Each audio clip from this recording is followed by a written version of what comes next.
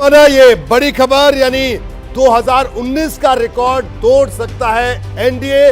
इस exit poll के मुताबिक, एग्जिट पोल का ये अनुमान है, एनडीए को 353 से 383 सीट मिलने का अनुमान। संदीप, बिल्कुल 353 से 383, ये मतलब 368 बीच का आंकड़ा लगाया जाए तो बीजेपी अपने दम पर 370 लाने की जो बात कर रही थी उसको एनडीए लगभग छूता हुआ दिखाई दे रहा है और उसको पार भी कर रहा है। अगर हम अपर लिमिट की बात करते हैं, ये अपने आप में अप्रत्याशित होगा। थोड़ा हमें इसे परिप्रेक्ष्य में डालने की जरूरत है।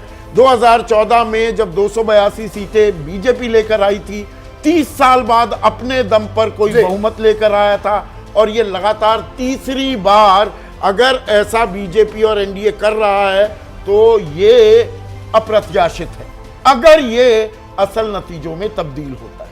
जी बिल्कुल अप्रत्याशित। मैं जल्दी से तमाम मेहमान एक छोटा छोटा सा रिएक्शन लूंगा, फिर हम उत्तर प्रदेश की बात भी करेंगे विस्तार से। प्रदीप जी, फाइनल नंबर सामने है और यह अप्रत्याशित ऐतिहासिक है जो अनुमान हमारे एग्जिट पोल से निकलकर सामने आ रहा है। ये नरेंद्र मोदी का चेहरा या डबल इंजन की बात भी होती है कई प्रदेशों में, किस तरह से आप इसे देखते हैं?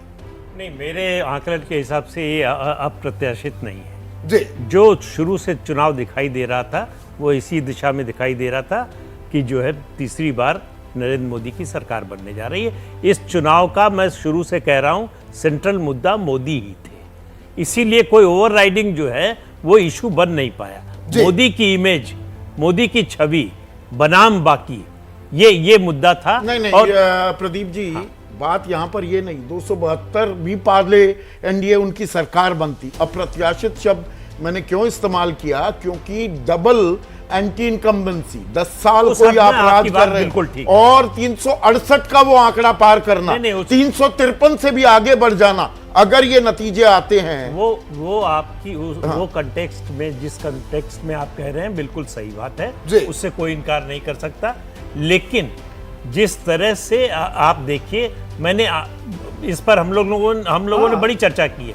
मैंने एक दिन आपसे एक बात कही थी कि कोई हमको ये बताए कि 2019 से 2024 के बीच में मोदी ने ऐसा क्या गलत काम किया कि जिन्होंने 2019 में वोट दिया था वो 2024 में नहीं दिया। और मैंने आपसे पलटकर उस वक्त भी सवाल किया था और आज और मौजू हो जाता है कि 2019 का चुनाव एक राष्ट्रवाद बालाकोट की आंधी में घर में घुसकर मारते हैं और लाभार्थी, ये चीजें चली थी। इस बार चुनाव में हर चरण में मुद्दे बदले, लेकिन आप देखिए बीजेपी डिफेंसिव पर भी 2024 के बीच में बीजेपी ने अपने जो कोर इशू थे, मोदी ने उन सबको लागू किया। चाहे आर्टिकल 370 की बात हो जम्मू कश्मीर में, चाहे राम मंदिर की बात हो, या फिर जो है प्रदीप जी, मैं रोकूंगा आपकी और संदीप जी की चर्चा। मुझे लगता है बहुत लंबी ना चल पड़े और ये हमारे इस जो टाइम फ्रेम है इसमें ये कम पड़ जाएगा। विज्ञान आपके पास आऊंगा। एंटी इनकम्बेंसी कहीं नहीं दिख रही है। अगर ये प्रोजेक्शन नतीजों में तब्दील होती है तो जो तमाम विपक्ष बातें करता रहा, आरक्षण की बात हुई, संविधान बदल देंगे, तमाम तरह के मुद्दे, तमाम तरह के वार पलटवार, कहीं कुछ नहीं दिख रहा है। अगर ये आंकड़ा सामने आता है, क्योंकि ये बहुत बड़ा आंकड़ा, 10 साल सरकार चलाने के बाद अगर फिर से कोई तीसरी बार 353 से 383 सीटों की प्रोजेक्शन लेकर आता है तो अप्रत्याशित है। 2-3 लाइन में इसको डिस्क्राइब कर दूंगा। प्रदीप जी की इस बात से इत्तेफाक रखता हूं कि सेंट्रल फिगर